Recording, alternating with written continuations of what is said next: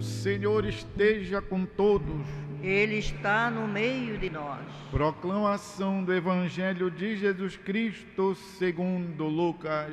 Glória a vós, Senhor.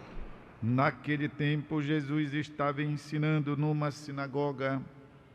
Em dia de sábado, havia ali uma mulher que fazia 18 anos estava com um espírito que a tornava doente. Era encurvada, incapaz de se endireitar.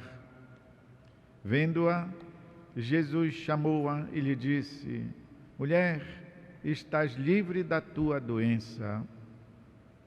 Jesus pôs as mãos sobre ela e imediatamente a mulher se endireitou e começou a louvar a Deus. O chefe da sinagoga ficou furioso porque Jesus tinha feito uma cura em dia de sábado. E tomando a palavra, ele começou a dizer à multidão: Existem 6 dias para trabalhar. Vinde então nesses dias para serdes curados, não em dia de sábado. Mas o Senhor lhe respondeu: Hipócritas, cada um de vós não solta no curral o boi ou o jumento para dar-lhe de beber, mesmo que seja em dia de sábado. Esta filha de Abraão, que Satanás amarrou durante 18 anos, não deveria ser libertada dessa prisão em dia de sábado? Esta resposta envergonhou todos os inimigos de Jesus. E a multidão inteira se alegrava com as palavras maravilhosas que ele dizia. É palavra da salvação. Glória a vós, Senhor. Queridos irmãos e irmãs, nos faz bem sempre ouvir a palavra de Deus e aprendermos dela. Nós possuímos todos, ouçam bem, todos, sem exceção alguma, nós temos uma vocação, um chamado para o bem. Se alguma coisa sai deste trilho, não é vocação. Não estava no projeto de Deus esta coisa que não é bem. Porque Deus não nos criou para coisas ruins. Elas são resultados do pecado. E o pecado não habita em Deus. E é por isso que então nós combatemos, lutamos, recebemos do próprio Deus os instrumentos, as armas, para caminharmos para o bem. É por isso que o apóstolo São Paulo diz, lembra aos cristãos de Éfeso. Éfeso deveria ser na antiguidade uma cidade maravilhosa, uma metrópole. Se ainda hoje podemos visitar aquelas ruínas, que são ruínas grandiosas da cidade, os teatros, a biblioteca, as avenidas, as residências. Imaginemos então a época em que o apóstolo Paulo esteve lá, fundou uma comunidade cristã e está aqui escrevendo para os irmãos desta comunidade. Depois, tudo aquilo foi soterrado por terremotos e enchentes. E hoje nós só podemos visitar e imaginar como então não teria sido. Pois a estes cristãos de Éfeso, o apóstolo lembra que antes eram nada, eram treva, eram criaturas irredentas, mas que agora eles receberam uma palavra, receberam uma luz, receberam um significado novo para a existência deles. E é por isso que então ele lhes recomenda: sede bons para com os outros, compassivos, perdoai-vos mutuamente, porque Deus vos perdoou a todos por Cristo. Procurem imitar a Deus como filhos dele. Vivei no amor, como Cristo ensinou, e até mesmo se entregou como um sacrifício agradável. Olhem, diz o apóstolo, a devassidão ou qualquer espécie de impureza ou de cobiça, sequer sejam mencionadas entre vós como convém a santos, porque não deveis usar nada de palavras grosseiras, insensatas ou obscenas. Dedicai-vos antes à ação de graças, pois sabei-o, o devasso, o impuro, o avarento, porque a avareza é uma idolatria, estes são excluídos da herança no reino de Cristo. Portanto, meus irmãos e irmãs, a nossa vocação é esta, para o bem. Ainda que o apóstolo São Paulo, conhecendo a realidade humana, diga: todo o meu ser é propenso a Deus, todo o meu ser brama, ansia por Deus, mas, diz ele, quando eu olho o meu corpo, eu sinto que uma lei me puxa para baixo, me puxa para trás. É interessante que ao constatar isso, o meu espírito quer o alto e o meu corpo me puxa para baixo, ele faz uma pergunta: quem é que vai me livrar dessa situação? E ele mesmo responde: graças a Deus, que Deus providenciou Cristo Jesus, portanto Cristo é a nossa possibilidade, é a nossa esperança, é a nossa redenção, é a nossa salvação. De modo que então nesta travessia da vida, neste caminho da vida, nós deveremos sempre desejar, buscar, fazer de tudo para estar perto de Cristo, para estar junto dele, para estar em comunhão com ele, ainda que algumas vezes nos desviemos, nos distraiamos, mas jamais abandonar a Deus. Olhem, meus irmãos e irmãs, quando a gente busca viver na palavra, na igreja, quando a gente busca praticar o bem, já não é fácil, já não é fácil.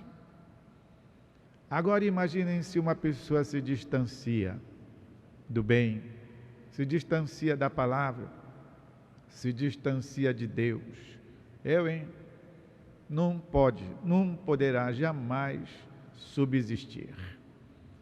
Portanto, busquemos, mesmo que nos custe, estar na comunhão com Deus, que isso nos possibilita estar também na comunhão com as pessoas. Jesus nos fala também a nós hoje sobre a importância desta vocação para o bem. Não tem dia, não tem hora, não tem situação para a prática do bem.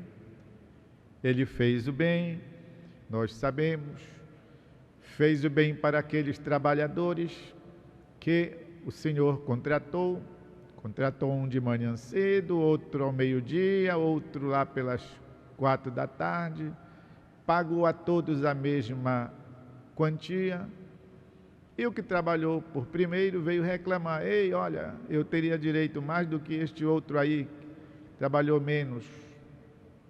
Jesus diz: mas eu não combinei contigo um valor? Está aqui, eu te paguei. Eu quis dar para este outro a mesma coisa, qual é o problema? Ou estás com inveja porque eu sou bom? Deus é bom, Jesus é bom. E aqui acontece também que ele cura a mulher, coitadinha, olha, 18 anos encurvada, doente. Jesus disse para ela: estás livre da tua doença. E ela se empinou imediatamente e começou a louvar a Deus. E o chefe da sinagoga, o judeu observante, veio dizer, ralhar com ele e com os que estavam lá. Tem 6 dias para trabalhar, por que vocês não vêm nesses 6 dias? Vem justo hoje que é dia de sábado. E Jesus lhes corrige. Ora, se vocês têm o jumento, o boi, vão deixar de dar comida e água o dia inteiro porque é sábado? Assim também, esta filha de Deus precisava ser libertada hoje. E eles ficaram envergonhados e a multidão se alegrava. O Papa Francisco diz que um dos frutos do ano da misericórdia deve ser a prática das obras de misericórdia. Que se vocês forem ver, meus irmãos e irmãs, são tão simples. Não precisa nem heroísmo, basta um pouco de bom senso para entender como, de fato, não é assim tão difícil. Algumas vezes precisa ter tato, prudência. Obras de misericórdia corporais. Dar comida aos famintos. Dar água aos sedentos. Vestir os nus. Acolher os peregrinos. Visitar os enfermos. Visitar os encarcerados. Sepultar os mortos. E a estas 7 obras de misericórdia corporal, o Papa Francisco acrescentou mais uma, dentro daquele espírito de fazer bem ao universo, porque é a nossa casa comum. Acrescentou mais uma obra de misericórdia corporal: cuidar da natureza, cuidar do criado, não jogar lixo na rua, não entupir os bueiros, não devastar as florestas, não poluir tanto os ambientes, cuidar da vida humana. E está incluído aqui também não matar, promover a vida, tudo aquilo que vem de Deus. Portanto, zelar, cuidar da natureza. Obras de misericórdia espiritual: aconselhar os duvidosos, ensinar os ignorantes, advertir, admoestar os pecadores, consolar os aflitos, perdoar as ofensas, suportar as pessoas incômodas, rezar pelos vivos e pelos mortos. E a estas 7 obras de misericórdia espiritual, ele acrescentou mais uma, a 8ª, que é contemplar a natureza com espírito de gratidão. Aqui ele acrescentou nas obras de misericórdia corporal é cuidar da natureza, zelar.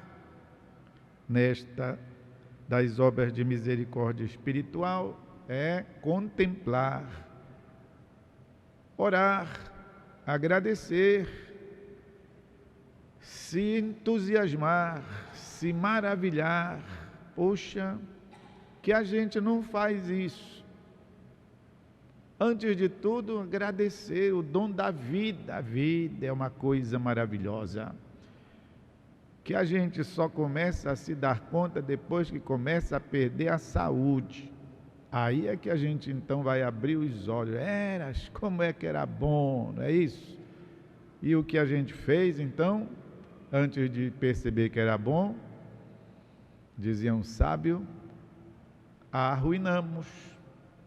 Um sábio dizia, o homem gasta a primeira parte da vida, a gente entende a juventude, estragando a segunda. E a gente entende a velhice, né? O homem passa a primeira parte da vida estragando a segunda. Porque não sabemos agradecer a Deus a beleza e a maravilha que é a vida. A prática das obras de misericórdia, portanto, vem ao nosso encontro e nos dá dicas de como praticar o bem, que é a nossa vocação para sempre, porque do bem que praticamos nesta terra, partiremos ao encontro do bem, que é Deus. Vamos fazer um pouco de reflexão, meus irmãos e irmãs, um silênciozinho, para que a gente possa interiorizar um pouco da palavra.